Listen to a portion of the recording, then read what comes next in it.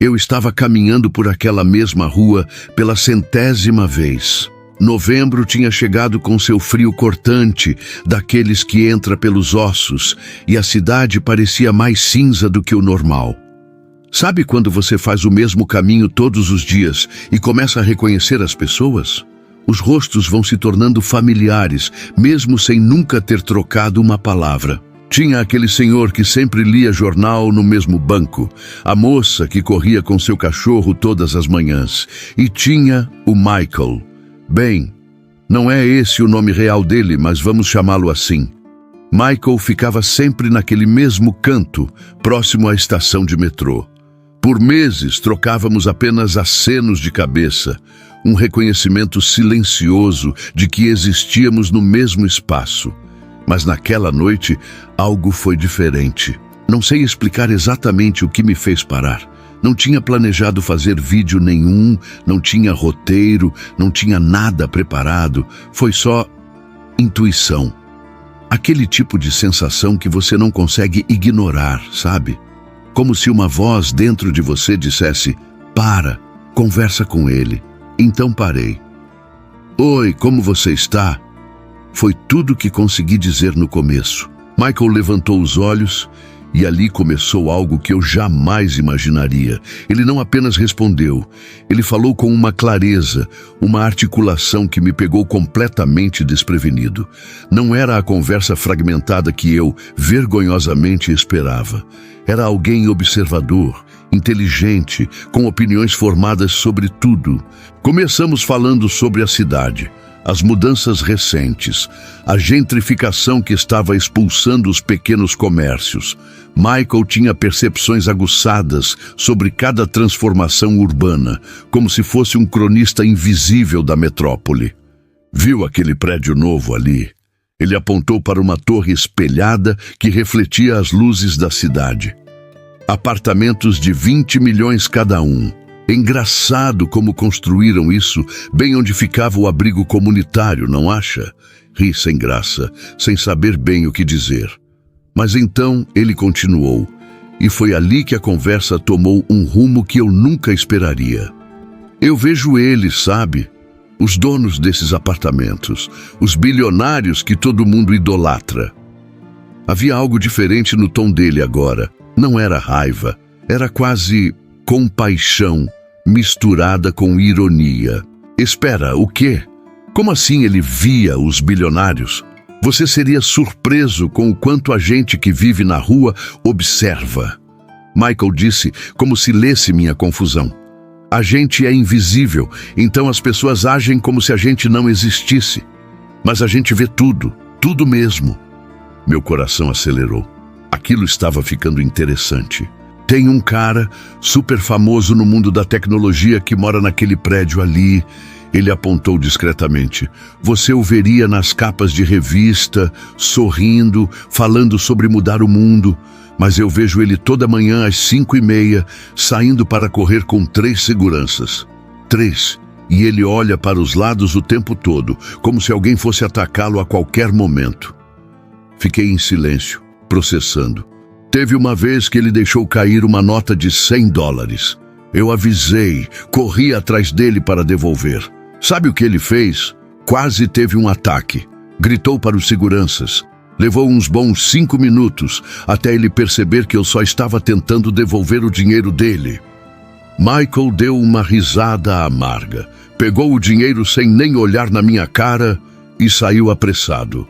Mas eu vi o rosto dele. Não era arrogância, era medo, medo puro. Aquilo me deixou inquieto de um jeito estranho. A gente sempre imagina que bilionários vivem nessa bolha de felicidade perpétua, né? Dinheiro infinito, problemas inexistentes. Mas o que Michael estava descrevendo era outra coisa completamente diferente.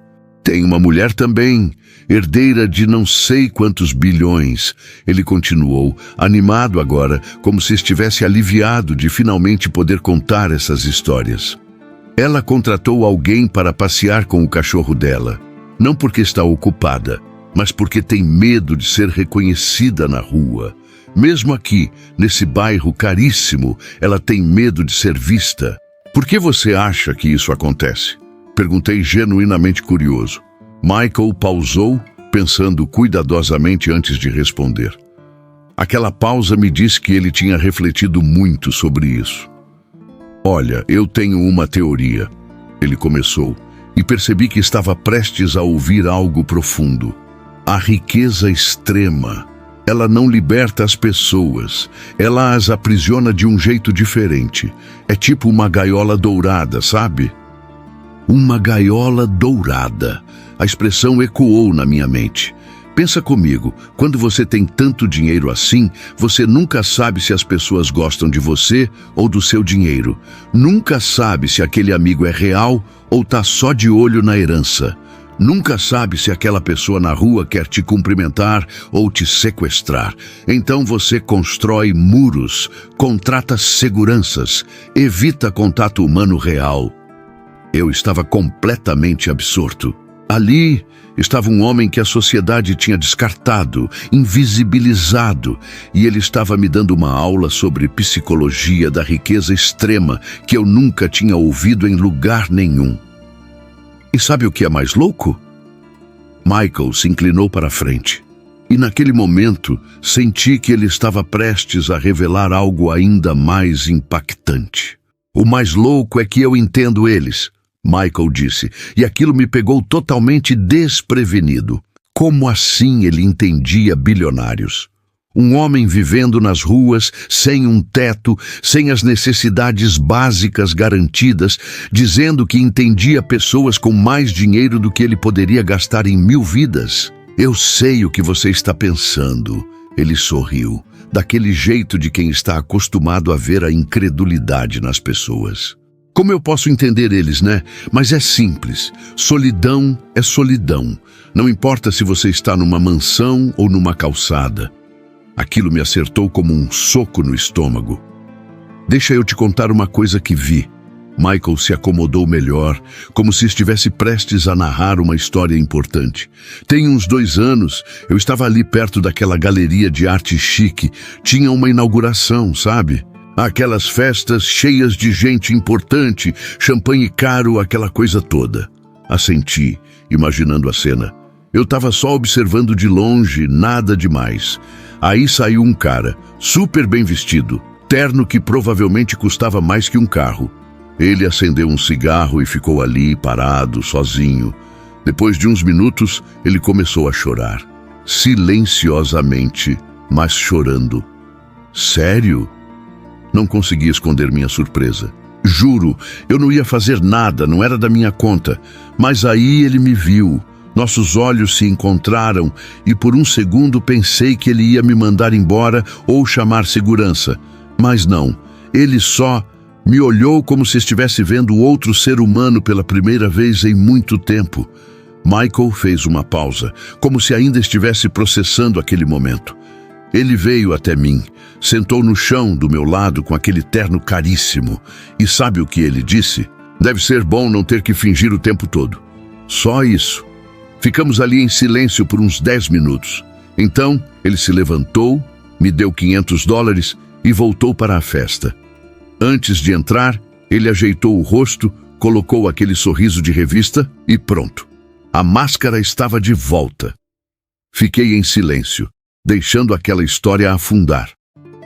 Essa é a verdade que ninguém quer falar sobre os bilionários. Michael continuou, com uma intensidade crescente.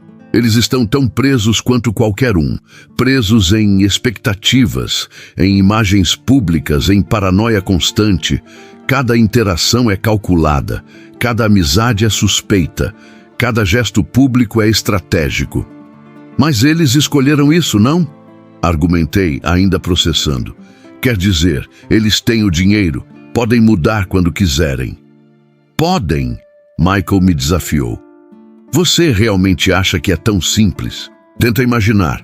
Você construiu um império, tem 1000 funcionários que dependem de você, tem uma imagem pública para manter, tem família, tem investidores, tem mídia te vigiando 24 horas. Você pode simplesmente parar?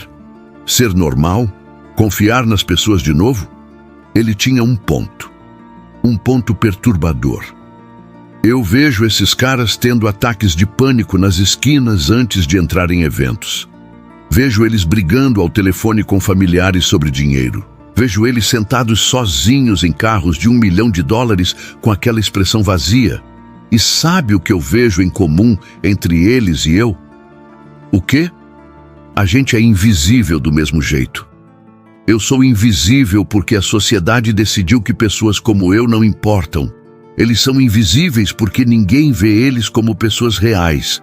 Todo mundo vê o dinheiro, o poder, o status, mas ninguém vê o ser humano debaixo disso tudo.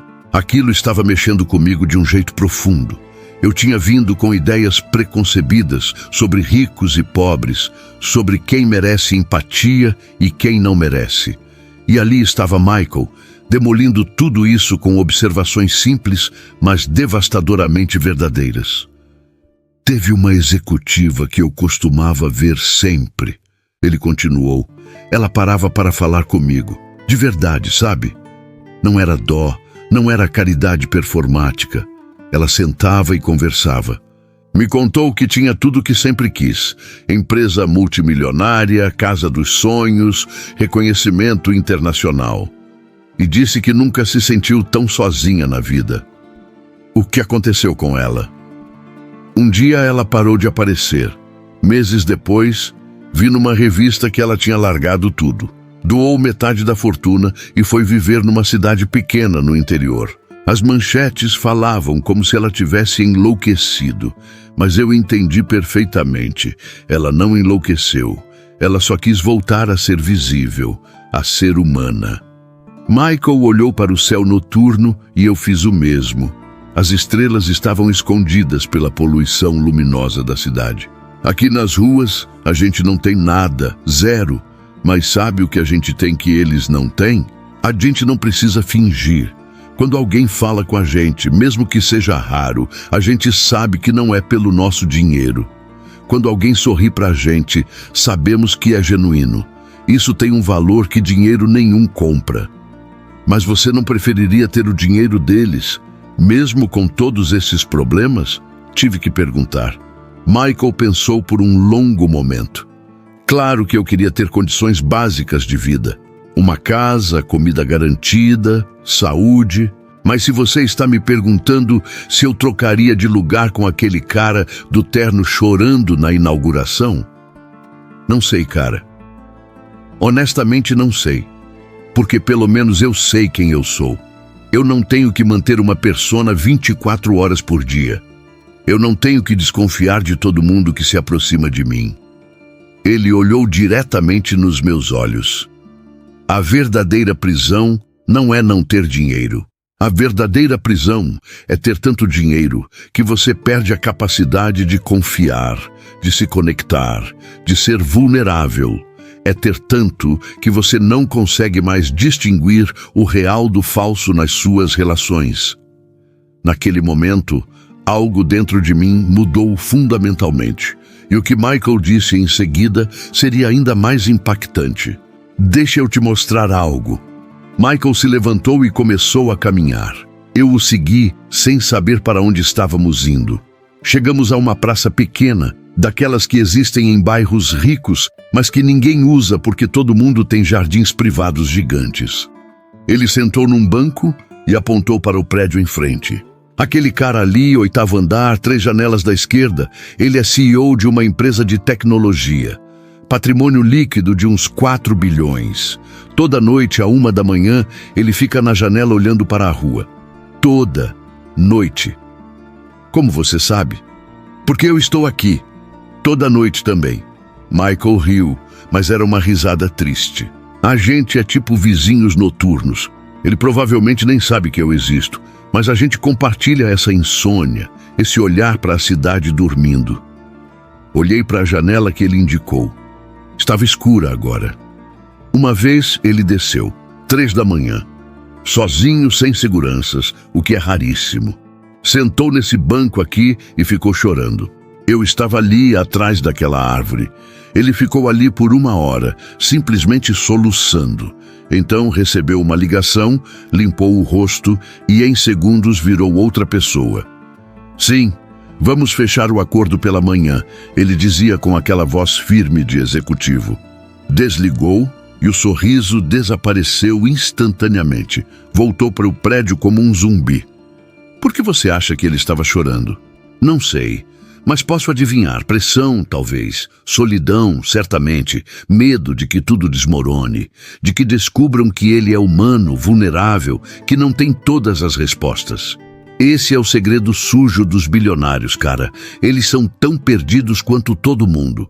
Mas enquanto eu posso ser perdido em público, eles têm que ser perdidos em particular, às 3 da manhã, numa janela escura. Sentei ao lado dele no banco, deixando tudo isso afundar. Sabe o que eu aprendi vivendo nas ruas? Michael me olhou com uma intensidade que era impossível ignorar. Aprendi que a verdadeira riqueza não tem nada a ver com números numa conta bancária. A verdadeira riqueza é conseguir dormir em paz.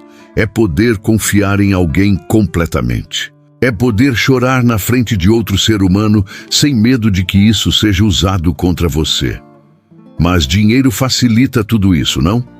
Facilita ou complica? Ele rebateu. Com dinheiro, você nunca sabe quem é real.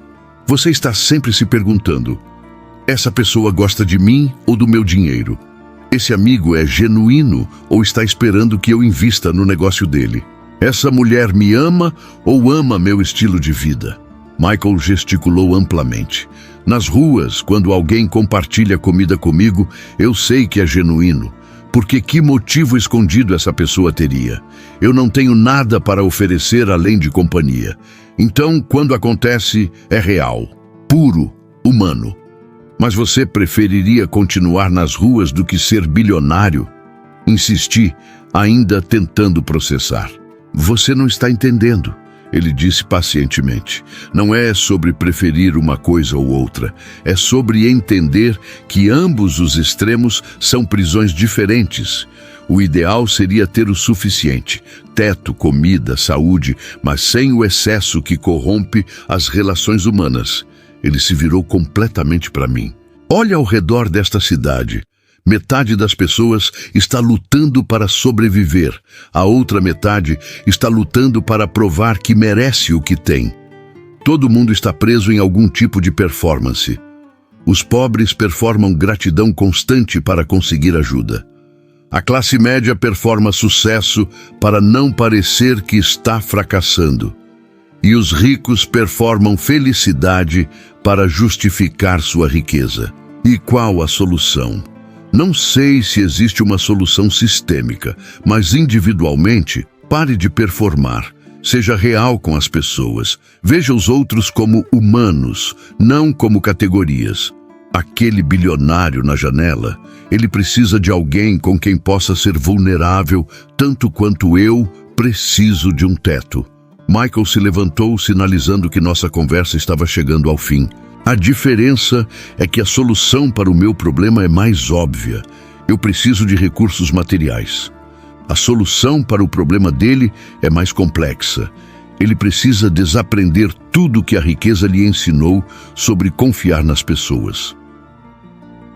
Dei uma última olhada para a janela escura do 8º andar. Obrigado por compartilhar isso tudo, disse genuinamente. Obrigado por perguntar, por ver, por ouvir. Michael respondeu. A maioria das pessoas passa por mim todo dia e não me vê como um ser humano capaz de ter pensamentos, observações, sabedoria. Assim como a maioria das pessoas vê aquele cara ali em cima e só vê um cifrão, não um humano sofrendo. Saí daquela conversa completamente transformado. Michael me deu algo que nenhuma aula de sociologia, nenhum documentário, nenhum livro conseguiu. Uma perspectiva radicalmente honesta sobre os dois extremos do espectro econômico. Ele me mostrou que a compaixão não pode ser seletiva. Que todos nós, independente da nossa conta bancária, estamos lutando com versões diferentes da mesma coisa. A necessidade de conexão humana genuína. Aprendi que invisibilidade não é exclusividade do sem-teto. Aprendi que prisões existem em todas as classes sociais, apenas com decorações diferentes. Aprendi que o verdadeiro luxo não é ter tudo, é poder ser você mesmo sem medo. Agora, quando passo por pessoas em situação de rua, eu realmente as vejo. E quando leio sobre bilionários, eu me pergunto, quem está por trás dessa máscara? Que solidão existe atrás desse sorriso fabricado? Michael estava certo sobre uma coisa. A verdadeira riqueza não se mede em dólares. Mede-se em conexões reais, em vulnerabilidade compartilhada, em momentos de honestidade radical. E se você está assistindo isso, eu te desafio. Quem na sua vida você está vendo como categoria e não como humano? Pode ser o morador de rua que você passa todo dia. Pode ser o vizinho rico que você julga. Pode ser qualquer pessoa que você colocou numa caixa mental e decidiu que já sabe tudo sobre ela. Pare, veja, converse, ouça. Você pode se surpreender com a sabedoria que existe nos lugares mais improváveis, com a dor que existe nos lugares mais privilegiados e com o quanto todos nós temos em comum quando tiramos as máscaras. Se a história de Michael te tocou, considere apoiar organizações locais que trabalham com pessoas em situação de rua, não apenas com caridade, mas com dignidade, com escuta, com reconhecimento de humanidade. E lembre-se, a próxima vez que você passar por alguém invisível aos olhos da sociedade, talvez seja essa pessoa quem tem a perspectiva mais clara sobre o mundo que todos nós compartilhamos. Porque no final, todos nós estamos apenas tentando encontrar conexão real num mundo que nos ensina a performar.